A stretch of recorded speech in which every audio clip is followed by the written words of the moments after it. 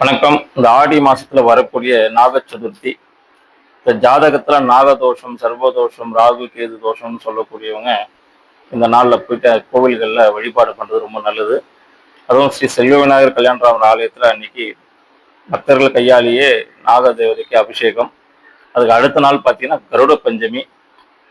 இந்த கருட பஞ்சமியில வேள்வி நடக்குது.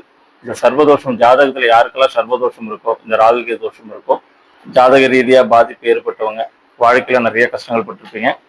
ஒரு முறை ஆலயம் வந்து பாருங்க. உங்க கையாலேயே அபிஷேகமும் நடக்கும். யாகத்துல உங்க கையாலேயே நீங்க வந்து வேள்வியில வந்து வேள்வி பொருட்களை போடலாம். ரொம்ப நாளா தடையா இருக்கிற திருமணங்கள், சுபகாரியங்கள் எல்லாமே நல்லபடியா நடக்கும். ஸ்ரீ செல்வவிநாயகர் கல்யாணராமர் ஆலயத்துல இந்த பூஜை கோவில் சார்பாக தான் ஆரம்பிச்சிருக்காங்க. அதனால எல்லா பக்தர்களும் பலன் அடையணும் என்று அவங்க மூலியமா இந்த நேரத்தில் இந்த சேனல் மூலியமா கேட்டுக்கிறேன். எல்லா சேனலை சப்ஸ்கிரைப் பண்ணுங்க, லைக் பண்ணுங்க, ஷேர் பண்ணுங்க. நன்றி, வணக்கம், வாழ்க வளமுடன்.